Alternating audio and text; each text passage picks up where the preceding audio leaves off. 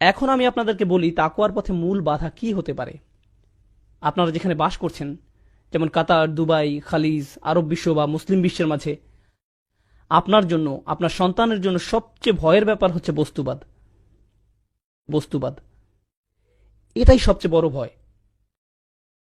আপনি আর আপনার সন্তান গাড়ি বলতে অজ্ঞান, ব্র্যান্ডের কাপড়, ব্র্যান্ডের ফোন, ইলেকট্রনিক পণ্য, নতুন মুভি, নতুন নামানো গান, মার্কেটে ঘুরে বেড়ানো, ফেসবুক, নিজের কমেন্টে কত লাইক পেলেন, এইসব জিনিস নিয়ে আপনি ডুবে আছেন। আপনার পুরো জীবনের অর্থই এগুলো, আর কিছু নয়। আর এটাই দুঃখজনক, কারণ আল্লাহ সাক্ষী, এই উম্মার তরুণরা হচ্ছে সবচেয়ে সম্ভাবনাময়। যখন এই উম্মার তরুণরা কোরআনকে অন্তরে ধারণ করবে, তারা দুনিয়া পাল্টে দিতে পারবে।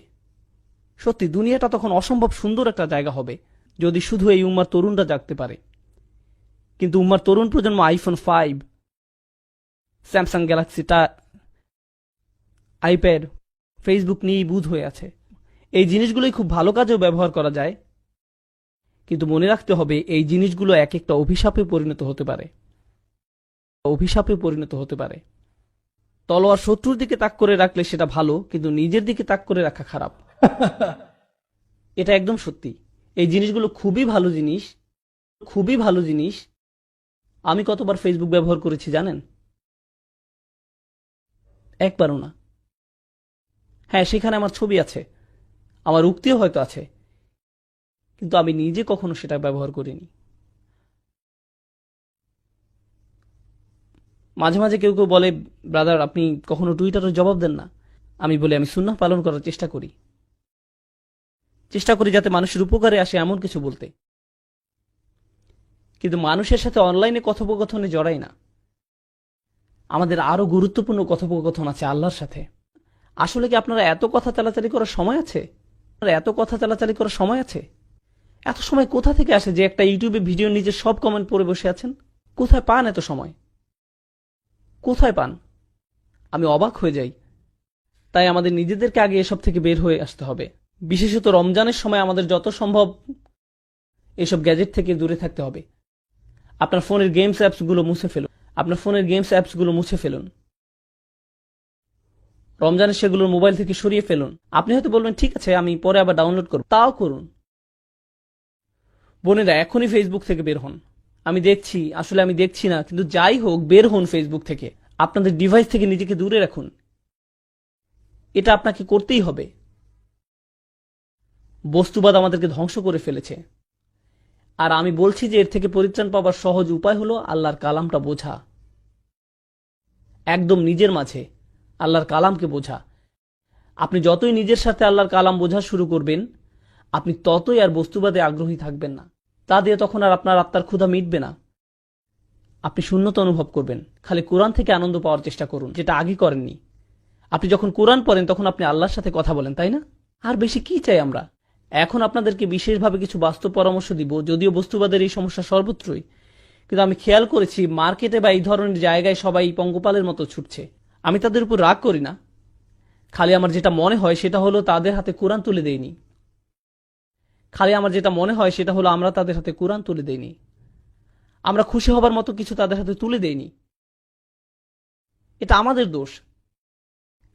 আজকে আমি ভয়ানক একটা ব্যাপার নিয়ে বক্তব্য শুরু করতে চাই। আমাদের ধর্ম হলো সত্য ধর্ম, আর সত্য সুখবর যেমন প্রদান করে তেমনি সাবধান বাণীও প্রদান করে। আমাদের সকল নবী রাসূলদের, বিশেষত রাসূলুল্লাহ সাল্লাল্লাহু আলাইহি সাল্লামকে আল্লাহ আজ্জা জাল্লা বর্ণনা করেছেন মুবাশশিরান ওয়া নাযীরান, সুসংবাদদাতা ও সতর্ককারী। যদি কেউ শুধু সুসংবাদ প্রদান করেন তাহলে সে সাবধান বাণীর কথা ভুলে যাবে, আর যদি শুধু সতর্ক করতে থাকেন তাহলে সে এতই হতাশ হয়ে পড়ে যে মনে করে ভালো খবর বলতে আসলে কিছু নেই। বুঝতে পারলেন? আমি চেষ্টা করেছি এই ভারসাম্য রক্ষা করার। যেহেতু এই মাসটি প্রত্যাশার মাস, তাই আমি সুসংবাদের উপর একটু বেশি জোর দিয়েছি। আল্লাহ আজ্জা জাল্লার প্রতি আমাদের আশা এবং ভালোবাসা বৃদ্ধি করার চেষ্টা করেছি, কিন্তু এই একই সময়ে এর মাঝে একটা ভারসাম্য থাকতে হবে। যদিও আজকের বক্তব্যের শেষ অংশে আসার খবর আছে, কিন্তু শুরু করছি এমন একটা জায়গা থেকে যা অতটা আশাব্যঞ্জক নয়। দেখুন, আমাদের পূর্বের জাতি বনী ইসরাইলকে আল্লাহ কিতাব দান করেছেন, আমাদের যেমন কোরআন রয়েছে, তাদেরকে অন্য কিতাব দেওয়া হয়েছিল। কোরআন যাকে বর্ণনা করেছে অন্য কোরআন হিসেবে, অর্থাৎ আগের কিতাব। তারা তাদের কিতাবকে গুরুত্ব দিয়ে গ্রহণ করেনি। তাদের মাঝে বেশ কিছু বিভ্রান্তিমূলক ধারণা গড়ে ওঠে।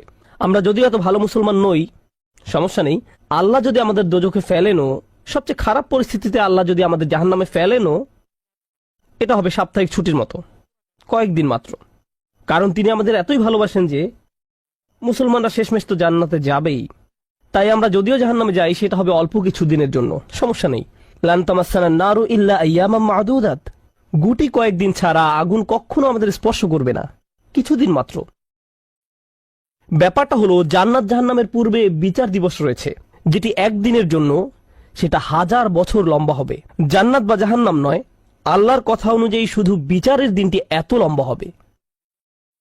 আর বিচারের দিনটি হবে মাত্র একদিনের, আর জান্নাত জাহান্নাম চিরকালের জন্য। তাই কেউ যখন বলে গুটি কয়েকদিন, তাকে এখনকার দিনের হিসেবে চিন্তা করলে তো হবে না। বর্তমানে পৃথিবী তার অক্ষ বরাবর ঘুরে, আমরা সূর্যের উদিত হওয়া এবং অস্ত যাওয়া দেখি। কিন্তু কিয়ামতের দিন সূর্য, চাঁদ এবং পৃথিবীর সবকিছুকে ধ্বংস করে নতুন একটা ব্যবস্থাপনা তৈরি করা হবে। তাই আমরা এখন যেভাবে 24 ঘন্টার হিসেব করি, সেভাবে রাত দিনের হিসেব করলে তো চলবে না যখন আখিরাত শুরু হবে। চলুন তাহলে সবার আগে এই ধারণাটি আমাদের মাথা থেকে ফেলে দেই। কোরআনের বহু জায়গায় জাহান্নামের আলোচনা করা হয়েছে, কিন্তু আমি শুধু কোরআন থেকে একটি বর্ণনা আপনাদের সামনে উপস্থাপন করতে চাই। আমার মতে এটি আল কোরআনের জাহান্নামের সবচেয়ে গুরুত্বপূর্ণ বর্ণনা। কোরআনের একজন ছাত্র হিসেবে আমি মনে করি এই বর্ণনাটি জাহান্নাম সম্পর্কে জানার শুরু মাত্র। কেউ যদি এই বর্ণনাটি বুঝতে পারে, তাহলে সে জাহান্নাম সম্পর্কে যথেষ্ট জানে। আয়াতটি শুরু করা হয়েছে এই কথা বলে, ওয়ালা ইন মাসসাতহুম, এমনকি যদিও। যখন আমরা বাংলায় বলি যদি আমি সেখানে যাই, যদি আমি সেখানে যাই, তাহলে তোমার সাথে দেখা হবে। কিন্তু কেউ যখন বলে যদিও আমি যাই, এর মানে হলো যাওয়ার সম্ভাবনা ক্ষীণ। তাই আয়াতটি যদিও দিয়ে শুরু হওয়ার মাধ্যমে এমন কিছু ঘটার সম্ভাবনা কমিয়ে দিয়েছে। এভাবে বলার মাধ্যমে আল্লাহ কোনো কিছুর উপর জোর কমিয়ে দেন। সহজ কথায় তিনি বাক্যটিকে দুর্বল করে দিচ্ছেন। যদিও, যদিও কি? যদিও মাসসাতহুম, যদিও এটা তাদের স্পর্শ করে। আরবিতে মাসসা অর্থ কোনো কিছু যখন আপনাকে সামান্যতম স্পর্শ করে, যেমন কোনো মাছি যখন কোনো মতে স্পর্শ করে। যদি সেকেন্ডের জন্য স্পর্শ করে, তখন তাকে বলা হয় মাস। সুতরাং এটা যদি তাদেরকে কোনো মতে স্পর্শ করে 1 সেকেন্ডের জন্য, মাসসাতহুম। এখন কি তাদের স্পর্শ করে? আপনারা হয়তো ভাবছেন আগুন যদি তাদের স্পর্শ করে। আল্লাহ বলছেন নাফহাতুন, একটা হালকা বাতাস যদি তাদের স্পর্শ করে। চলুন এই বাতাস নিয়ে একটু আলোচনা করা যাক। আরবিতে নাফহাতুন বলতে বোঝায় দরজা বন্ধ করলে যখন সামান্য একটু বাতাস এসে পড়ে, পর্দা নড়ে ওঠে, অথবা কেউ জানালা বন্ধ করলে যেভাবে হালকা বাতাসে পর্দা নড়ে ওঠে। এই বাতাসের যা বাহির থেকে ভেতরে আসে বা ভেতর থেকে বাহিরে যায়, দুই ধরনের আছে। একটি হলো লাফহা, লাম যোগে, আরেকটি হলো নাফহা। লাম যোগে লাফহা মানে বাতাসটি গরম, আর নুন যোগে নাফহা মানে বাতাসটি ঠান্ডা। আল্লাহ বলছেন এমনকি যদি ঠান্ডা বাতাস তাদেরকে স্পর্শ করে, যদি ঠান্ডা বাতাস তাদেরকে স্পর্শ করে তোমার প্রতিপালকের শাস্তি থেকে। তিনি এই আয়াতে জাহান্নাম কাউকে স্পর্শ করার কথা বলছেন না। তিনি এই আয়াতে আগুন কাউকে স্পর্শ করার কথা বলছেন না। তিনি এমনকি গরম বাতাস কাউকে স্পর্শ করার কথাও বলছেন না। তিনি আগুনের ঠান্ডা অংশের কথা বলছেন। আর এটা আপনাকে চিরকালের জন্য স্পর্শ করছে না। প্রসঙ্গত, আমরা ফিজিক্সে পদার্থের 3টি অবস্থার কথা শিখেছি: সলিড, লিকুইড এবং গ্যাস। সলিড বা কঠিন কিছু যদি স্পর্শ করে, আমরা তা অনুভব করতে পারি। এই মুহূর্তে গ্যাস আমাদেরকে স্পর্শ করছে, বাতাস এখন আমাদেরকে স্পর্শ করছে, আমরা এটা অনুভব করি না। আর এই আয়াতে আল্লাহ বর্ণনা করছেন কি তাদের স্পর্শ করছে? বাতাস তাদেরকে স্পর্শ করছে। কোন ধরনের বাতাস? অপেক্ষাকৃত গরম বাতাস নাকি ঠান্ডা বাতাস? ঠান্ডা বাতাস। ঠান্ডা বাতাস কোন রকম তাদেরকে স্পর্শ করছে। এই আয়াতের সবচেয়ে উল্লেখযোগ্য বিষয় হলো, আমি একটু আগে নাফহা এবং লাফহার কথা বলেছিলাম। অন্য কথায়, তারা এখনো জাহান্নামে প্রবেশ করেনি, তারা এর দিকে অগ্রসর হচ্ছে। আর জাহান্নামের অপেক্ষাকৃত ঠান্ডা বাতাস এসে কোনো মতে তাদেরকে স্পর্শ করলো, তখন তাদের প্রতিক্রিয়া কি? চিৎকার করে বলে উঠবে, ইয়া ওয়াইলানা, হায়, সবচেয়ে কঠিনতম শাস্তি আমাদের জন্য শুরু হয়ে গেছে। ইন্না কুন্না যালিমিন, আমরা সব সময় অপরাধী ছিলাম। তারা সাথে সাথে তাদের সব অপরাধ স্বীকার করবে। যে কারণে এই আয়াতটি আমি সংক্ষেপে আপনাদের নিকট উপস্থাপন করলাম। প্রথমত, এই আয়াতে আল্লাহ জাহান্নামের শাস্তির অভিজ্ঞতা বর্ণনা করছেন না। আল্লাহ সকল বিশ্বাসীকে জাহান্নামের আগুন থেকে মুক্ত রাখুন। কিন্তু আল্লাহ এখানে বর্ণনা করছেন এমনকি জাহান্নামের আগুনের কাছে গেলে এবং ক্ষণিকের জন্য এর বাতাসের সামান্য স্পর্শ লাগলে একজন মানুষ চিন্তা করা শুরু করবে এর চেয়ে আর ভয়ঙ্কর কোনো শাস্তি হতে পারে না। এজন্যই আল্লাহ দোজখের আগুন সম্পর্কে বলছেন, ইন্নাহা সাআত মুস্তাকাররাও ওয়া মুকামা, নিশ্চয়ই তা অবস্থানস্থল ও আবাসস্থল হিসাবে কতই না নিকৃষ্ট। অল্প এবং বেশি যে কোনো সময়ের জন্য ওটা কত নিকৃষ্ট জায়গা।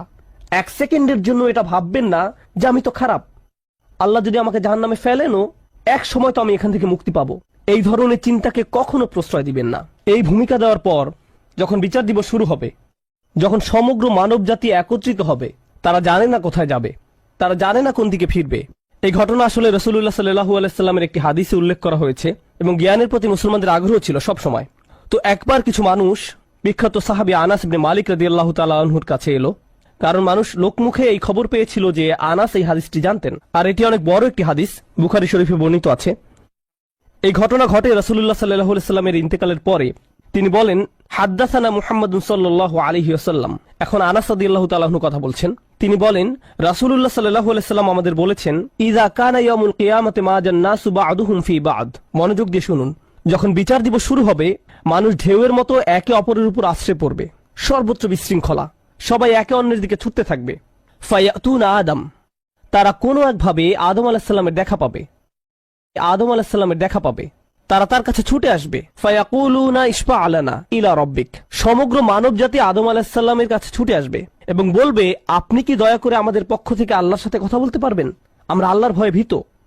আপনি তো প্রথম মানুষ, আপনি তো সেই ব্যক্তি যাকে আল্লাহ ফেরেশতাদের সিজদা দিয়ে সম্মানিত করেছেন, আপনাকেই তো পছন্দ করা হয়েছে, আমরা সবাই আপনার সন্তান, আপনি আমাদের পিতা, তাই দয়া করে আমাদের জন্য আল্লাহর সাথে কথা বলুন, আমরা খুবই ভীত। এরপর তিনি বলবেন, ফায়াকুলু লাস্তু লাহা, তিনি বলবেন, আমি এর যোগ্য নই, আমি পারবো না। ফায়াকুলু লাস্তু লাহা ওয়ালাকিন আলাইকুম বিইব্রাহিম, তোমরা কেন ইব্রাহিমের সাথে কথা বলছো না? তোমাদের উচিত ইব্রাহিমের সাথে কথা বলা। অতএব মানব জাতি এখন কার খোঁজ করছে? ইব্রাহিম আলাইহিস সালাম। ফাইন্নাহু খলিলুর রহমান, তার কাছে যাও, কারণ তিনি রহমানের খুবই কাছের বন্ধু। ওয়াত্তাখাযাল্লাহু ইব্রাহিমা খলিলা, কোরআনে এসেছে আল্লাহ ইব্রাহিমকে তার বন্ধুরূপে গ্রহণ করেছেন। তাই ইব্রাহিমের কাছে যাও, তিনি তোমাদের সাহায্য করতে পারবেন। তারা ইব্রাহিমের কাছে যাবেন। ফায়াতুনা ইব্রাহিমা ফায়াকুলু লাস্তু লাহা, তারা ইব্রাহিমের কাছে গেলে তিনি বলবেন, আমি এর যোগ্য নই, আমাকে এই কাজের জন্য তৈরি করা হয়নি, আমি তোমাদের জন্য আল্লাহর সাথে কথা বলতে পারবো না। ওয়ালাকিন আলাইকুম বিমূসা, তোমরা কেন মূসা আলাইহিস সালামের কাছে যাচ্ছ না? তো মানব জাতি মূসা আলাইহিস সালামের কাছে দৌড়ে যাবে। ফাইন্নাহু কালিমুল্লাহ, তিনি আল্লাহর সাথে অনেক কথা বলতেন। ওয়া কাল্লামাল্লাহু মূসা তাকলিমা, আর আল্লাহ মূসার সাথে কথা বলেছেন সরাসরি। সুতরাং তিনি যেহেতু আল্লাহর সাথে কথা বলতে অভ্যস্ত, আজকে তো কথা বলার উত্তম সময়, তিনি তোমাদের পক্ষ থেকে আল্লাহর সাথে কথা বলবেন। ফায়াতুনা মূসা ফায়াকুলু লাস্তু লাহা, মানব জাতি দৌড়ে মূসা আলাইহিস সালামের কাছে যাবে, তিনি বলবেন, আমি এর যোগ্য না, আমি পারবো না। ওয়ালাকিন আলাইকুম বিঈসা, তোমরা ঈসা আলাইহিস সালামের কাছে কেন যাচ্ছ না? ফাইন্নাহু রূহুল্লাহ ওয়া কালিমাতুহু, তিনি হলেন আল্লাহর দেওয়া রূহ এবং তিনি আল্লাহর কালিমা, আল্লাহর হুকুমে তিনি অলৌকিকভাবে জন্মগ্রহণ করেন। কুন ফায়াকুন, অতএব তিনি যেহেতু সকল রাসূলদের মাঝে বিশেষ মর্যাদার অধিকারী, তার কাছে যাও, তার সাথে কথা বলো। সকল মানুষ দৌড়ে ঈসা আলাইহিস সালামের কাছে যাবে। ফায়াকুলু লাস্তু লাহা, তিনি বলবেন, আমি পারবো না, এই কাজ আমার জন্য নয়, আমাকে এই কাজের জন্য তৈরি করা হয়নি। তারপর তিনি বলবেন, ওয়ালাকিন আলাইকুম বি মুহাম্মাদিন সাল্লাল্লাহু আলাইহি ওয়াসাল্লাম, মানব জাতি তোমাদেরকে মুহাম্মদ সাল্লাল্লাহু আলাইহি ওয়াসাল্লামের কাছে যেতে হবে। মানুষেরা তখন রাসূলুল্লাহ সাল্লাল্লাহু আলাইহি ওয়াসাল্লামের কাছে যাবে। এখন রাসূল সাল্লাল্লাহু আলাইহি ওয়াসাল্লাম আমাদের বলছেন, ফায়াতুনি ফাআকুল, সবাই তখন আমার কাছে আসবে আর আমি তাদেরকে বলবো। এখন রাসূল সাল্লাল্লাহু আলাইহি ওয়াসাল্লাম আমাদের বলছেন, আনা লাহা, আমার জন্য এই কাজ, আমি এই কাজের যোগ্য। আনা লাহা ফাআস্তাযিনু আলা রাব্বি। প্রসঙ্গত আমি আপনাদেরকে আরো বলার পূর্বে বিচার দিনের একটা দৃশ্য হলো, আল্লাহ বলেন, ইয়াউমা ইয়াকুমুর রূহু ওয়াল মালাইকাতু সাফফান লা ইয়াতাকাল্লামুনা ইল্লা মান আযিনা লাহুর রহমান ওয়া ক্বালা সাওয়াবা। যেদিন রূহ ও ফেরেশতাগণ সারিবদ্ধভাবে দাঁড়াবে, এমন এক সময় থাকবে যখন কেউ কথা বলতে পারবে না। এমন এক ধরনের নীরবতা, এমন নীরবতা বিরাজ করবে যার কথা মানবজাতি কোনোদিন শোনেনি। এমন ধরনের নীরবতার অস্তিত্ব কখনো কোনোদিন ছিল না। সেই রকম পিনপতন নীরবতায় আল্লাহ বলেন, লা ইয়াতাকাল্লামুন, কেউ কথা বলতে পারবে না, ইল্লা মান আযিনা লাহুর রহমান, দয়াময় আল্লাহ যাকে অনুমতি দিবেন সে ব্যতীত, আর তিনি হলেন মুহাম্মদুর রাসূলুল্লাহ সাল্লাল্লাহু আলাইহি সাল্লাম তিনি এমন সময় আল্লাহর কাছে আসবেন যখন সৃষ্টির কারো একটি শব্দ করার অনুমতি থাকবে না, সৃষ্টির কারো কোনো আওয়াজ শোনা যাবে না। তিনি আল্লাহর সামনে এসে আল্লাহর কাছে কথা বলার অনুমতি চাইবেন। ফায়ুযানু লি, তিনি বলেন আমাকে কথা বলার অনুমতি দেওয়া হবে। ওয়ায়ুলহিমুনি মাহামিদা আহমাদাহু বিহা লা ইয়াহদুরুনিল আন, সেই দিন আল্লাহ আমাকে স্পেশাল একটি দোয়ার মাধ্যমে তার প্রশংসা, তার কৃতজ্ঞতা করা শেখাবেন, যেটি বিচার দিবসে আমাকে দেওয়া হবে, যা এর পূর্বে কাউকে দেওয়া হয়নি, কোনো সৃষ্টিকে দেওয়া হয়নি। এক স্পেশাল ওয়াহি রাসূলুল্লাহ সাল্লাল্লাহু আলাইহি সাল্লামকে দেওয়া হবে বিচার দিবসে, যা কোনো সৃষ্টিকে দেওয়া হয়নি। আর তিনি সেই দিন সেই স্পেশাল উপায়ে আল্লাহর প্রশংসা করবেন, লা ইয়াহদুরুনিল আন, আর সেই ওহী এখনো আমার কাছে আসেনি, সেই দোয়া এখনো আমি জানি না। ফা আহমাদাহু বিতিলকাল মাহামিদ, তারপর আমি আল্লাহর দেওয়া সেই স্পেশাল বাক্যগুলোর মাধ্যমে আল্লাহর প্রশংসা করব। ওয়া আখিরু লাহু সাজিদান, আমি সেই বাক্যগুলো উচ্চারণ করার পর আল্লাহর সমীপে সিজদায় অবনত হব। কিয়ামতের দিনে দৃশ্যপটে রাসূলুল্লাহ সাল্লাল্লাহু আলাইহি সাল্লাম এমন জায়গায় থাকবেন, এই অবস্থাকে বলা হয় মাকাম মাহমুদা, একটা স্টেশন, অথবা বলতে পারেন এমন একটা স্টেজ যা প্রশংসিত, আর মানব জাতি সেটা প্রত্যক্ষ করবে। আমরা সবাই এটা দেখতে পাবো, আমরা সবাই তখন নিশ্চুপ থাকব, আর তিনি সিজদায় পড়ে যাবেন। তিনি যখন সিজদায় পড়ে যাবেন তখন আল্লাহ আজ্জা ওয়া জাল্লা তার সাথে কথা বলবেন। এতক্ষণ তিনি আল্লাহর সাথে কথা বলছিলেন, এখন আল্লাহ আজ্জা ওয়া জাল্লা তার সাথে কথা বলবেন। তিনি কি বলবেন? ইয়া মুহাম্মদ ইরফা রাসাকা, তিনি বলবেন মুহাম্মদ তোমার মাথা উত্তোলন করো। ওয়াকুল, বলো, ইউসমা আলাকা, তোমার কথা শোনা হবে। শুধু যে আল্লাহ তার কথা শুনবেন তা নয়, বরং বিচার দিনে উপস্থিত সবাই তার কথা শুনতে পাবে। ইউসমা আলাক, তারপর আল্লাহ বলেন ওয়াসাল তুতা, চাও তোমাকে দেওয়া হবে, তুমি যা চাও দেওয়া হবে। কিয়ামতের দিন আল্লাহর একটি সৃষ্টি কেমন পজিশনে থাকলে আমরা সবাই যখন আল্লাহর নিকট ভিক্ষা চাচ্ছি, আতমিম লানা নূরানা ওয়াগফির লানা, হে আমাদের পালনকর্তা, আমাদের নূরকে পূর্ণ করে দিন এবং আমাদেরকে ক্ষমা করুন, এই কথা বলে আমরা আল্লাহ আজ্জা ওয়া জাল্লার কাছে কাকুতি মিনতি করতে থাকবো। আর এখানে আল্লাহ তার এই সৃষ্টিকে বলছেন তুমি চাও, তুমি যা চাও আমি দিব। সাল তুতা, এই হলো আমাদের রাসূল সাল্লাল্লাহু আলাইহি সাল্লাম। তারপর আল্লাহ বলবেন ওয়াশফা, তুমি যদি কারো পক্ষ থেকে কথা বলতে চাও, তুমি যদি কারো ব্যাপারে সুপারিশ করতে চাও, যাও সুপারিশ করো। তুশাফা, আমি তোমাকে অন্য মানুষদের পক্ষ হয়ে কথা বলার অধিকার দিলাম। তুশাফা, এই গ্যারান্টি আল্লাহ তার রাসূল সাল্লাল্লাহু আলাইহি সাল্লামকে দিয়েছেন। ফাকুলু ইয়া রব, তখন আমি বলবো ইয়া রব, উম্মতি উম্মতি, তিনি সর্বসাকুল্যে এই কথা বলবেন, এটাই তার সম্পূর্ণ বাক্য, আমার উম্মাহ আমার উম্মাহ, আমার মানুষ আমার মানুষ। কিয়ামতের দিন সবাই বলবে নাফসি নাফসি, আমি নিজে আমি নিজে আমি নিজে। আল্লাহর নবীরা যারা মানুষকে আল্লাহর দ্বীনে আনার জন্য দিবারাত্রি পরিশ্রম করে গিয়েছেন, যেমন ইব্রাহিম আলাইহিস সালাম, যার এই দুনিয়ায় থাকাকালীন সময়ে শুধু একটাই উদ্বেগ ছিল মানুষের মুক্তি। বিচারের দিনে তিনি বলবেন না, যাও অন্য কোথায় যাও, যাও মুসার সাথে কথা বলো। মুসা আলাইহিস সালাম, যিনি বনি ইসরাইল নিয়ে চিন্তিত ছিলেন, তিনি বলবেন না, যাও ঈসার সাথে গিয়ে কথা বলো।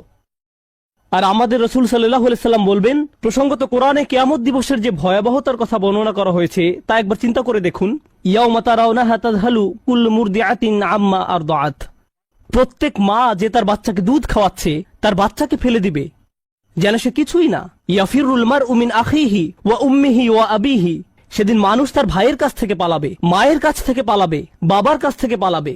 ওয়া সাহিবাতিহি ওয়া বানিহি, তার স্ত্রীর কাছ থেকে পালাবে, ছেলে মেয়ের কাছ থেকে পালাবে। আপনাদের কেউ কেউ হয়তো ইতিমধ্যে স্ত্রীর কাছ থেকে পালিয়ে বেড়ান, তাই আপনাদের কাছে হয়তো এটা অতটা ভীতিপ্রদ নয়। এই আয়াত হয়তো আপনার জন্য ভয়ের নয়, কেউ কেউ ভাবছে অবশেষে।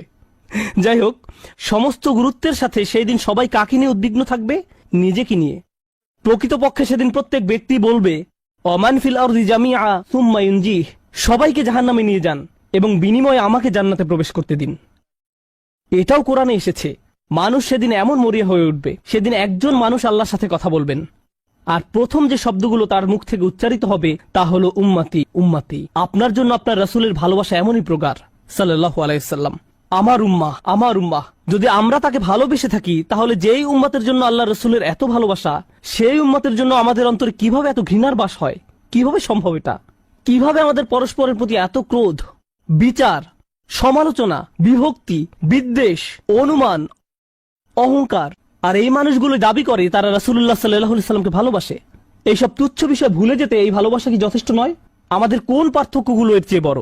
তো যখন রাসূলুল্লাহ সাল্লাল্লাহু আলাইহি সাল্লাম বলবেন উম্মতি উম্মতি, আল্লাহ সুবহানাহু ওয়া তাআলা বলবেন ফায়াকুলু ইনতালিক ফাআখরিজ মিনহা মান কানা ফি কলবিহি মিসকালা শাইরাতিন মিন ঈমান। মনোযোগ দিয়ে শুনুন, যাও এখান থেকে বের করে নাও যাদের অন্তরে ঈমান আছে, এমনকি এখানে শারিয়া মানে বার্লি দানা, যা সামান্য একটু লম্বা হয়, যাদের অন্তরে এতটুকু পরিমাণ ঈমানও আছে, যে কোনো ঈমান যদি তাদের অন্তরে থেকে থাকে, তাহলে তাদেরকে বের করে নাও। আপনি এগিয়ে যান এবং বের করে নিন। দৃশ্যপটটি কল্পনা করুন, রাসূলুল্লাহ সাল্লাল্লাহু আলাইহি সাল্লাম মানুষকে রাখছেন, যাও যাও যাও, তিনি তাদেরকে সরিয়ে নিচ্ছেন। কিছু মানুষকে নিয়ে যাওয়ার পর ফেরেশতারা থামিয়ে দিলেন, কারণ কারো কারো ঈমান এর চেয়েও ছোট। সামান্য পরিমাণ ঈমান বলতে আসলে কি বোঝায়? কেউ একজন হারাম কোনো কাজে যুক্ত ছিল, সে ভয়ানক কিছু একটা করছিল, কাজটা করে ফেলার পর তার মনে অনুশোচনা জাগ্রত হলো, তার ভেতর থেকে কিছু একটা বলছে এটা খারাপ কাজ, আমার এটা করা উচিত নয়, আল্লাহ আমাকে এটা সম্পর্কে জিজ্ঞাসা করবেন। তারপর কোনো একভাবে তার এই চিন্তাটাকে সে দমিয়ে দিল, থাক এখন চিন্তা করার দরকার নেই। কিন্তু পরবর্তীতে সে আল্লাহর কাছে দোয়া করে বলল, ইয়া আল্লাহ, আমি জানি না কিভাবে এই কুঅভ্যাস থেকে বাঁচব, আমাকে এর থেকে মুক্তি দিন। আমি চাই না এটা আমার জীবনে আর ঘটুক, কিন্তু তবু আমি এটাতে আটকা পড়ে আছি। অতি ক্ষুদ্র ঈমান তার ভেতর থেকে চিৎকার করছে, অন্য কেউ এটা শুনতে পারছে না, তার অন্তর এটা শুনছে। আর আল্লাহ আজ্জা জাল্লা বলছেন, তারা যদি এতটুকু ঈমানও দেখাতে পারে, আপনি এগিয়ে যান, তাদেরকে বের করে নিয়ে আসুন, আপনি তাদেরকে বের করে নিয়ে আসুন। আর তিনি যখন এভাবে মানুষদেরকে বের করে নিয়ে আসবেন, তখন ফেরেশতারা একসময় থামিয়ে দিবেন, কারণ অনেক মানুষের অন্তরে এতটুকু ঈমানও নেই, সামান্য অনুতাপটুকু তাদের অন্তরে ছিল না। থামিয়ে দিবেন, ফাআনতালিক ফাফআল, আমি গিয়ে এমনই করব, সুম্মা আউদ, তারপর আমি ফিরে আসব। অর্থাৎ ফেরেশতারা থামিয়ে দিবে, আর অন্য মানুষেরা সেখানে কাঁদতে থাকবে, আমাদের কি হবে, আমাদের কি হবে। তারপর রাসূলুল্লাহ সাল্লাল্লাহু আলাইহি সাল্লাম ফেরত আসবেন, ফাআহমাদাহু বিতিলকাল মাহামিদ, অতঃপর আমি পুনরায় সেসব প্রশংসা বাক্য দ্বারা আল্লাহর প্রশংসা করব। লক্ষ্য করুন, প্রথমবার তিনি প্রার্থনা করার জন্য অনুমতি চেয়েছিলেন, তাই না? দ্বিতীয়বারের বেলায় অনুমতির কোনো উল্লেখ নেই। লক্ষ্য করেছেন, তিনি আসলে সাথে সাথে আল্লাহর প্রশংসা করা শুরু করবেন। আল্লাহ কি তাকে এমনটি করতে বলেছেন? না, এটা হলো নিজ উম্মতের প্রতি তার অপরিসীম ভালোবাসার বহিঃপ্রকাশ। তিনি আবারও আল্লাহর প্রশংসা করা শুরু করবেন, এই আশায় যে আল্লাহ তাকে অটোমেটিক অনুমতি দিবেন। সুম্মা আখিরু লাহু সাজিদান, আর সিজদায় পড়ে যাব। ফায়াকুলু ইয়া মুহাম্মদ, আমাকে বলা হবে, হে মুহাম্মদ, ইরফা রাসাকা, তোমার মাথা উঠাও। কুল ইউসমা আলাকা, বলো তোমার কথা শোনা হবে। ওয়াসাল তুতা, চাও তোমাকে আবার দেওয়া হবে। ওয়াশফা তুশাফা, সুপারিশ করো, সুপারিশ গ্রহণ করা হবে। তোমাকে সুযোগ দেওয়া হবে তাদেরকে বের করে নেয়ার, তোমাকে তাদের জন্য সুপারিশ করার সুযোগ দেওয়া হবে। ফাআকুলু ইয়া রব উম্মতি উম্মতি, আমি তখন বলবো, হে আমার রব, আমার উম্মত, আমার উম্মত। তিনি তো ইতোমধ্যে অল্প ঈমানের অধিকারীদেরকে বের করে নিয়েছেন। ফায়াকুলু ইনতালিক, এরপর আল্লাহ বলবেন, এগিয়ে যাও। ফাআখরিজ মিনহা মান কানা ফি কলবিহি মিসকালা যাররাতিন আও খারদালাতিন মিন ঈমান, তোমাকে সুযোগ দেওয়া হবে তাদেরকে বের করে নেয়ার, সুপারিশ গ্রহণ করা হবে। যাদের অন্তরে এক বিন্দু পরিমাণে ঈমান আছে, বালির দানা নয়, বালির দানা তো এতটুকু লম্বা, বরং বিন্দু পরিমাণ। খারদালা মানে সরিষার দানা, অতি ক্ষুদ্র বিন্দুর মতো। আর যখন আল্লাহ বলছেন এর ওজনের মতো, বর্তমানে আমাদের কাছে ডিজিটাল ওজন মাপার যন্ত্র আছে, আগের দিনে পাল্লা ছিল, তাই আপনি যখন এক মুষ্টি চাল এক পাল্লায় রাখতেন, সেটা হয়তো তেমন একটা ঝুঁকতো না। যদি একটু বেশি করে চাল রাখতেন, তখন একটু ঝুঁকতো। এখন ডিজিটাল ওজন মাপার যন্ত্র দিয়ে গ্রাম, কিলোগ্রাম মাপা হয়। এমনকি সামান্য কয়েক দানা রাখলেও যন্ত্রের স্ক্রিনে ভেসে উঠে 0.001 গ্রাম। এখন শুধু একটি চাল রেখে দেখুন, বা একটি সরিষার দানা রেখে দেখুন, স্ক্রিনে কিছু ভেসে উঠে কিনা? কিছুই হয় না, কিছুই হয় না। আর আল্লাহ বলছেন, আমি তোমার সুপারিশের কারণে, রাসূলুল্লাহ সাল্লাল্লাহু আলাইহি সাল্লামের দোয়ার কারণে এমন মানুষদেরকেও মুক্তি দিব যাদের ঈমান এমনকি এই দুনিয়ায়ও মাপা যায় না, এই দুনিয়ায়ও মাপা যায় না। প্রসঙ্গত, আপনি যদি একটি দানা খান, বুঝতে পারবেন যে কিছু খেয়েছেন? আপনি এমনকি বুঝতেও পারবেন না। এটা হলো এমন ধরনের ঈমান যার আছে, এটা সে নিজেও ভালোভাবে বুঝতে পারে না। এমনকি তারা নিজেরাও ঠিকমতো বুঝে উঠতে পারে না যে ঈমান আছে, আর অন্যরা কিভাবে বুঝবে? আর কেউ যদি একটি দানা আহার করে, এটা তাদের পুষ্টি সাধনে তেমন কোনো ভূমিকা রাখতে পারে না, এটা শরীরের জন্য যথেষ্ট পরিমাণের খাবার নয়। ঠিক তেমনি যার সরিষার দানা পরিমাণ ঈমান ছিল, সেই ঈমানও একটি ভালো জীবন অতিবাহিত করার জন্য তা যথেষ্ট ছিল না। কিন্তু তাদের অন্তরের কোনো এক জায়গায় একটি ঈমানের বাস ছিল। আল্লাহ বলছেন, তুমি এমন যাদেরকে পাও তাদেরকেও বের করে নিয়ে আসো। ফাআখরিজহু ফাআনতালিক, আমি যাব এবং তাই করব। আর এটা বিশাল এক জনগোষ্ঠী যারা আল্লাহর কাছ থেকে দূরে সরেছিল, তাদের ভেতরে একেবারে ক্ষুদ্র কিছু ঈমান ছিল। এরপর তো আর কিছু নেই মনে হচ্ছে, ঘটনা শেষ। কিন্তু রাসূলুল্লাহ সাল্লাল্লাহু আলাইহি সাল্লাম এখানেই থেমে যাননি। ফাআহমাদাহু বিতিলকাল মাহামিদ সুম্মা আখিরু লাহু সাজিদান। তিনি এখানেই থেমে যাননি, তিনি আবারও ফিরে যাবেন এবং আমি সেসব প্রশংসা বাক্য দিয়ে আল্লাহর প্রশংসা করব এবং আবারও সিজদায় পড়ে যাব। ফায়াকুলু ইয়া মুহাম্মদ ইরফা রাসাকা, আমাকে বলা হবে হে মুহাম্মদ মাথা উঠাও। ওয়াকুল ইসমা আলাকা, বলো তোমার কথা শোনা হবে। ওয়াসাল তুতা, চাও দেয়া হবে। আল্লাহ আজ্জা ওয়া জাল্লা সহজেই বলতে পারতেন তুমি তো ইতিমধ্যে চেয়েছো এবং তোমাকে দেয়া হয়েছে, কিন্তু তৃতীয়বারের মতো রাসূলুল্লাহ সাল্লাল্লাহু আলাইহি সাল্লামকে বলা হচ্ছে ওয়াশফা তুশাফা, এগিয়ে যাও, মানুষের জন্য সুপারিশ করো, গ্রহণ করা হবে, তোমাকে তাদের পক্ষে চাওয়ার সুযোগ দেওয়া হবে, আমি তোমাকে এটা দিচ্ছি। ফাআকুলু ইয়া রব উম্মতি উম্মতি, আমার উম্মত আমার উম্মত। এখন চলুন এখানে একটু থামি। যদি আপনি এই সুযোগ পেতেন, আল্লাহ যদি আপনাকে বলতেন তুমি যা চাও তাই পাবে, তুমি চাও দেয়া হবে, যা কিছুই তুমি চাও না কেন, আমাদের বিশাল একটা লিস্ট আছে। রাসূলুল্লাহ সাল্লাল্লাহু আলাইহি সাল্লামকে এই সুযোগ কয়বার দেওয়া হয়েছে? কত মিলিয়ন মানুষকে ইতিমধ্যে রক্ষা করা হয়েছে। তৃতীয়বার তো তিনি নিজের জন্য কিছু চাইতে পারতেন। আমরা তো মানুষ, আল্লাহ যদি বলেন চাও আমি দিব, আর এই মানুষটি আল্লাহর সামনে দাঁড়িয়ে আছেন আর তাকে বলা হচ্ছে, কিন্তু তারপরেও তার জিহ্বায় উম্মাহ উম্মতি উম্মতি। তো আল্লাহ বলবেন ফায়াকুলু ইনতালিক, সামনে এগিয়ে যাও। ফাখরিজ মান কানা ফি কলবিহি আদনা আদনা আদনা মিসকাল হাব্বাতিন খরদালিম মিন ঈমান। যাও, সামনে এগিয়ে যাও এবং এমন প্রত্যেক ব্যক্তিকে বের করে আনো যার একটি সরিষার অতি ক্ষুদ্র অতি ক্ষুদ্র অংশ পরিমাণ ঈমান আছে। এত ক্ষুদ্র বিন্দু যাকে আপনারা হয়তো মাইক্রোস্কোপিক বলবেন। যদি তাদের এক অ্যাটম বা এক সাব অ্যাটমিক কণার পরিমাণ ঈমান থাকে, এই পৃথিবীতে যা দেখা, শোনা বা উপলব্ধি করা সম্ভব নয়। যদি তাদের গভীর অবচেতন মনের কোথাও কণা পরিমাণ ঈমান থাকে, যদি তাদের ততটুকু ঈমান থাকে, এগিয়ে যাও এবং তাদের বের করে নিয়ে আসো। যদি তাদের অন্তরে এতটুকু ঈমান থাকে, তো আল্লাহ রাসূলুল্লাহ সাল্লাল্লাহু আলাইহি সাল্লামকে বলবেন ফাখরিজহু মিনান নার, তাদেরকে আগুন থেকে বের করে আনো। কথাটা মনোযোগ দিয়ে শুনুন, তাদেরকে কোথা থেকে বের করে আনো? আগুন থেকে।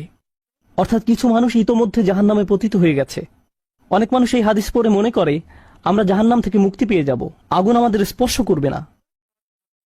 কিন্তু হাদিস এই কথা বলছে না। রাসূলুল্লাহ সাল্লাল্লাহু আলাইহি সাল্লাম আল্লাহর কাছে কাকুতি মিনতি করছেন, আর এই দিনটি হবে 50,000 বছর লম্বা। অনেক মানুষের বিচার ইতোমধ্যে হয়ে গেছে। আর আমি আপনাদেরকে সেই আগুন সম্পর্কে শুরুতে বলেছিলাম, আপনি যদি এর বাতাসের স্পর্শ পান 1 সেকেন্ডেরও কম সময়ের জন্য, আপনার মনে হবে এর চেয়ে ভয়ঙ্কর আর কোনো শাস্তি হতে পারে না। আর আল্লাহ রাসূল সাল্লাল্লাহু আলাইহি সাল্লাম সেই মানুষগুলোর জন্য আশা ছেড়ে দেননি, তাদের জন্য হতাশ হয়ে পড়েননি। প্রসঙ্গত তারা মুসলিম, তারা কিন্তু মুসলিম, কারণ রাসূল সাল্লাল্লাহু আলাইহি সাল্লাম কি বলছেন? তার মুখ থেকে কোন কথাগুলো উচ্চারিত হয়েছে? উম্মতি উম্মতি। আগুনের মানুষগুলো মুসলমান, ওই মানুষগুলো অমুসলিম নয়, মুসলিম। তো রাসূল সাল্লাল্লাহু আলাইহি সাল্লাম বলেন ফাআনতালিকু ফাআফআল, আমি যাব এবং সেটাই করব। প্রসঙ্গত রাসূলুল্লাহ সাল্লাল্লাহু আলাইহি সাল্লামের এই কথার সাথে হাদিসের সমাপ্তি হলো। আনাস ইবনে মালিক রাদিয়াল্লাহু তাআলা আনহু তার কাছে আসা লোকদেরকে এতটুকু বর্ণনা করলেন। ফাকুলতু লিবাদি আসহাবিনা, হযরত আনাসের কাছে হাদিস শিখতে আসা একজন বলল, আমি আমার কিছু সঙ্গীকে বললাম, লাউ মারারনা বিল হাসান ওয়া হুয়া মুতাওয়ারিন ফি মানজিলি আবি খলিফা, চলো আমরা হাসান বসরির কাছে যাই। আমরা হাদিসটি আনাসের কাছ থেকে শুনেছি, কিন্তু আমরা জানি এই হাদিসটি হাসানও জানেন, চলো আমরা তার কাছে যাই। প্রসঙ্গত আনাস রাদিয়াল্লাহু তাআলা আনহুর তখন অনেক বয়স হয়ে গিয়েছিল। এই হাদিসে কতবার রাসূল সাল্লাল্লাহু আলাইহি সাল্লাম আল্লাহর কাছে গেলেন? 3 বার। রাসূলুল্লাহ সাল্লাল্লাহু আলাইহি সাল্লাম ইন্তেকাল করেছেন বহু বছর আগে। আমরা জেনেছি এই হাদিস হাসান বসরিও জানেন। তারা আগে কখনো এই ধরনের কথা শুনেনি। খুবই আশ্চর্যজনক কথা। এজন্য তারা ব্যাপারটা যাচাই করতে চাচ্ছিলেন যে দেখা যাক হাসান বসরিও একই হাদিস বর্ণনা করেন কিনা। তারা শুনেছে হাসান বসরি বাস করেন আবু খলিফার বাড়ির পেছনের একটি ঘরে। তাই তারা হাসান বসরিকে খুঁজতে লাগলো। তারা তাকে খুঁজে পেলেন। হাদদাসানা আনাস ইবনে মালিক ফাআতাইনাহু ফাসাল্লামনা আলাইহি, তো আমরা তার কাছে এলাম এবং তাকে সালাম দিলাম। ফাআযিনা লানা, তিনি আমাদেরকে প্রবেশের অনুমতি দিলেন। ফাকুলনা লাহু ইয়া আবা সাঈদ, আমরা তাকে বললাম, হে সাঈদের পিতা, জিনাকা মিন ইনদি আখিকা আনাস ইবনে মালিক, আমরা আপনারই ভাই আনাস ইবনে মালিকের নিকট হতে আপনার কাছে আসলাম। ফালাম নারা মিসলা মা হাদদাসানা ফি শাফাআত, শাফাআত বিষয়ে তিনি যেমন বর্ণনা দিয়েছেন তেমনটা বর্ণনা করতে আমরা আর কাউকে দেখিনি। ফাকালা হি, তিনি বললেন ফাহাদ্দাসনাহু বিল হাদিস, আমার কাছে সেটি বর্ণনা করো, দেখি তোমরা আনাসের কাছ থেকে কি শুনেছ। তো তারা তার নিকট সম্পূর্ণ হাদিসটি বর্ণনা করে শোনালেন। ফাআনতাহা ইলা হাযাল মাওদি', আমরা এই পর্যন্ত অর্থাৎ 3 বার রাসূল সাল্লাল্লাহু আলাইহি সাল্লামের সুপারিশের কথা বলে শেষ করলাম। ফাকালা হি, তিনি বললেন আরো বর্ণনা করো। ফাকুলনা লাম ইয়াজিদ লানা আলা হাযা, আমরা বললাম তিনি তো এর অধিক আমাদের কাছে বর্ণনা করেননি, আমাদেরকে এতটুকুই বলেছেন। এখন হাসান কথা বলছেন, লাকাদ হাদ্দাসানি ওয়া হুয়া জামিউ মুনযু 20 সানাতান, তিনি অর্থাৎ আনাস আমার কাছে এই হাদিস বর্ণনা করেছেন যখন তিনি তখন যুবক ছিলেন, 20 বছর আগে। কত বছর আগে? 20 বছর আগে। আমি নিশ্চিত না তিনি কি বাকিটুকু ভুলে গেলেন, নাকি তিনি তোমাদেরকে বাকিটুকু বলেননি, কারণ তাহলে তোমরা অলস হয়ে পড়বে। ফালা আদ্রি আনাসি আম কারিহা আন তাত্তাকিলু, তিনি এরপর বললেন এই হাদিসের চতুর্থ একটি অংশ আছে, আর আমি নিশ্চিত নই তোমাদের বলা উচিত কিনা, কারণ তার এখন বয়স বেশি হয়েছে, তার স্মরণশক্তি ওইভাবে কাজ করছে না, কিন্তু আমার সন্দেহ তিনি তোমাদের বলেননি কারণ তোমরা এতে অলস হয়ে পড়বে। তারা বলল, ইয়া আবা সাঈদ হাদ্দাসানা, আপনি কি আমাদেরকে এটা বলতে পারেন?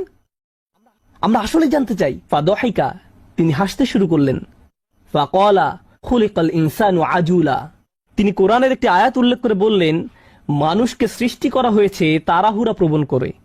মা যাকারতুহু ইল্লা ওয়া আনা আদরি আন উহাদ্দিসুকুম হাদ্দাসানি কামা হাদ্দাসাকুম বিহি, আমি তো বর্ণনার উদ্দেশ্যেই তোমাদের কাছে বিষয়টি উল্লেখ করলাম। তিনি তাদেরকে উৎসুক করে তুলেছিলেন, আমি তোমাদেরকে বলবো তিনি তোমাদের নিকট যা বলেছেন তা সত্য। হাসান আরো বলেন, রাসূলুল্লাহ সাল্লাল্লাহু আলাইহি সাল্লাম বলেন, এরপর আমি চতুর্থবারের মতো ফিরে আসব। ফাআহমাদাহু বিতিলকাল মাহামিদ, এবং সেসব প্রশংসা বাক্য দিয়ে আল্লাহর প্রশংসা করব, যে বাক্যগুলো আল্লাহ আমাকে দিয়েছেন, যা অন্য কোন সৃষ্টিকে এর পূর্বে দেয়া হয়নি, এবং সিজদায় পড়ে যাব। সুম্মা আখিরু লাহু সাজিদান, তখন বলা হবে, ফায়ুকালু ইয়া মুহাম্মদ ইরফা রাসাকা, হে মুহাম্মদ মাথা উঠাও। ওয়াকুল ইউসমা, বলো তোমার কথা শোনা হবে। ওয়াসাল তু'তা, চাও দেয়া হবে। ওয়াশফা তুশাফা, শাফায়াত করো গ্রহণ করা হবে। এই সময়ে এসে এতটুকুর চেয়ে ছোট ঈমানও আর অবশিষ্ট নেই, সকল সম্ভাব্য ঈমানওয়ালাদের মুক্তি হয়ে গেছে। আদনা আদনা আদনা মিসকাল হাব্বা, সবাই মুক্তি পেয়ে গেছে। ফাআকুলু ইয়া রব ইযান লি ফি মান ক্বালা লা ইলাহা ইল্লাল্লাহ, এখন রাসূলুল্লাহ সাল্লাল্লাহু আলাইহি সাল্লাম বলেননি উম্মতি, এইবার তিনি উম্মতি বলেননি, তিনি বলছেন, হে আমার প্রতিপালক, আমাদেরকে তাদের সম্পর্কে শাফায়াত করার অনুমতি দান করুন যারা বলেছে লা ইলাহা ইল্লাল্লাহ। যে এমনকি এই কথা বলেছে, আচ্ছা ঠিক আছে, আমার মনে হয় একজন সৃষ্টিকর্তা আছেন। একটি কলেজ ক্যাম্পাসে হয়তো একদল ছাত্র মুসলিম ছাত্রদের সাথে আলোচনা করছে, তখন একজন বলল, আচ্ছা ঠিক আছে, দার্শনিক দৃষ্টিকোণ থেকে মেনে নিলাম একজন ঈশ্বর রয়েছেন, ঠিক আছে আমি মানলাম যে একজন ঈশ্বর আছেন, আমি বলছি না যে আমি মুসলিম, যদি উপাসনা করতেই হয় তাহলে শুধু এক ঈশ্বরের উপাসনা করতে হবে। তাদের অন্তরে কোনো অনুভূতি নেই, তারা কারো ইবাদত করছে না, তারা শুধু এই উপসংহারে পৌঁছেছে। প্রসঙ্গত এই ধরনের একটা সাদৃশ্য পাওয়া যায় সূরা হুজরাতের একটা আলোচনায়। আল্লাহ বলছেন, ফাকালাতিল আরাবু আমান্না কুল লাম তুমিনু ওয়ালাকিন কুলু আসলামনা, বেদুইনরা বলে আমরা ঈমান এনেছি, বলো তোমরা ঈমান আনোনি, বরং তোমরা বলো আমরা আনুগত্য স্বীকার করেছি। তোমরা শুধু ইসলামের প্রাথমিক ধারণা গ্রহণ করেছ। ধারণা থাকে এখানে, আর ঈমান কোথায় থাকে? যাদের অন্তরে কিছু ঈমান ছিল তাদের ইতোমধ্যে নেওয়া হয়ে গেছে। এখন যাদের মাথায় কিছু ধারণা ছিল যে একজন রব আছেন, তারা কোনোদিন ধর্ম প্র্যাকটিস করেনি, তারা ধর্মীয় কোনো কাজই করেনি, তারা শুধু এই ধারণা মেনে নিয়েছিল যে শুধু একজন প্রভুর উপাসনা করতে হবে। রাসূলুল্লাহ সাল্লাল্লাহু আলাইহি সাল্লাম বলছেন, যে কেউ এই সিদ্ধান্তে আসবে যে কেউ বলবে লা ইলাহা ইল্লাল্লাহ, তার জন্য শাফায়াত করার অনুমতি দান করুন। আল্লাহ বলবেন, ফায়াকুলু ওয়া ইজ্জাতি ওয়া জালালি ওয়া কিবরিয়াই ওয়া আযীমাতি, আল্লাহ বলবেন, আমি আমার কর্তৃত্বের শপথ করছি, আমি আমার স্বীয় গৌরবের শপথ করছি, আমি আমার বরত্বের শপথ করছি, আমি আমার মহত্বের শপথ করছি। লা উখরিজান্না মিনহা মান ক্বালা লা ইলাহা ইল্লাল্লাহ, আমি স্বয়ং অবশ্যই তাদের সবাইকে জাহান্নাম থেকে বের করব যারা বলেছে লা ইলাহা ইল্লাল্লাহ, তোমার এই সুপারিশের কারণে। সাল্লাল্লাহু আলাইহি সাল্লাম, জাহান্নাম কতটা ভয়ঙ্কর তার একটা ছোট্ট নমুনা দিয়ে আমি আজকের আলোচনা শুরু করেছিলাম। এখন সব শেষে রাসূলুল্লাহ সাল্লাল্লাহু আলাইহি সাল্লাম আমাদের জন্য এই শাফায়াত করছেন। এই হাদিসটি অন্যতম গুরুত্বপূর্ণ একটি হাদিস। এমনকি 20 বছর পরে আনাস ইবনে মালিক এখন বৃদ্ধ হয়ে গেছেন, মানুষ তখনও তার কাছে শাফায়াত বিষয় জানতে এসেছেন। এমনকি আজকের দিনেও এই হাদিসটি অন্যতম শক্তিশালী একটি হাদিস এবং অন্যতম এই জন্য যে ভুলভাবে ব্যবহার করার একটি বক্তব্য রাসূলুল্লাহ সাল্লাল্লাহু আলাইহি সাল্লামের। কখনোই এর অপব্যবহারের চিন্তাও করবেন না। এটা ফ্রি হয়ে যাওয়ার লাইসেন্স নয়। যদি আমরা মনোযোগের সাথে পড়ি তাহলে আমরা বুঝব যে আল্লাহ এমন মানুষদেরকে জাহান্নাম থেকে বের করে আনার জন্য অনুমতি দেবেন যাদের ঈমান যথেষ্ট ছিল না, যাদের সৎ কাজ যথেষ্ট ছিল না। পক্ষান্তরে এমন অনেক মানুষ থাকবে যাদের অন্তরে ঈমান আছে, যাদের ডান হাতে সৎ কাজ আছে, আর এই সৎ কাজগুলো বিচারের দিনে আলোতে পরিণত হবে। হৃদয়ের ঈমান ও বিচারের দিনে জ্যোতিতে পরিণত হবে। ইয়াসআনুরুহুম বাইনা আইদিহিম ওয়া বিআইমানিহিম, তাদের বুকের ভেতর থেকে আলো ছুটতে থাকবে এবং তাদের ডান হাত থেকে এই আলো টর্চে পরিণত হবে, গাড়ির হেডলাইটের মতো। চারপাশে থাকবে অন্ধকারাচ্ছন্ন, আর আপনি জান্নাতের দিকে ছুটতে থাকবেন। আপনাকে জাহান্নাম অতিক্রম করে যেতে হবে, এটা আল্লাহর নির্দেশ। ওয়া ইম মিনকুম ইল্লা ওয়ারিদুহা, জান্নাতে যেতে হলে সবাইকে জাহান্নাম অতিক্রম করে যেতে হবে, সবাইকে, এর কোনো ব্যতিক্রম নেই। আর এই ব্রিজ অতিক্রম করতে হলে আপনার আলো লাগবে। যদি আলো না থাকে তাহলে পড়ে যাবেন। তো মানুষ যখন হেঁটে যাচ্ছে তখন অনেকের এত পরিমাণ আলো থাকবে যেন মক্কা থেকে সিরিয়া দেখা যাচ্ছে, আর কারো কারো এত অল্প পরিমাণ আলো থাকবে যে তারা কোনো মতে পায়ের সামনের কিছু অংশ দেখতে পাবে, কারণ তাদের ঈমান দুর্বল ছিল। কিন্তু এই হাদিস এমন মানুষদের সম্পর্কে নয় যাদের সামান্য কিছু আলো থাকবে বা অনেক বেশি আলো থাকবে। এই হাদিস এমন মানুষদের সম্পর্কে যাদের আলো এত স্বল্প পরিমাণ যে এটি দিয়ে কিছুই দেখা যাচ্ছে না, আর যাদের আলো আছে তারা আল্লাহর কাছে ভিক্ষা করতে থাকবে, রব্বানা আতমিম লানা নূরানা ওয়াগফির লানা, আমাদেরকে আমাদের আলো পূর্ণ করে দিন, ব্যাটারি যেন শেষ হয়ে না যায়, আমাদেরকে জান্নাতের গেটে পৌঁছে দিন, আমাদেরকে ক্ষমা করে দিন। আমরা আল্লাহর কাছে ভিক্ষা চাচ্ছি যেন তিনি আমাদের কপালে রাসূলুল্লাহ সাল্লাল্লাহু আলাইহি সাল্লামের শাফায়াত জুড়ে দেন, তিনি যেন আমাদেরকে তাদের অন্তর্ভুক্ত করেন যারা আরশের ছায়ায় থাকবে। আমরা আল্লাহর কাছে প্রার্থনা করছি তিনি যেন আমাদেরকে তাদের অন্তর্ভুক্ত করেন যাদেরকে এমনকি জাহান্নামের আগুনের ঠান্ডা বাতাসও স্পর্শ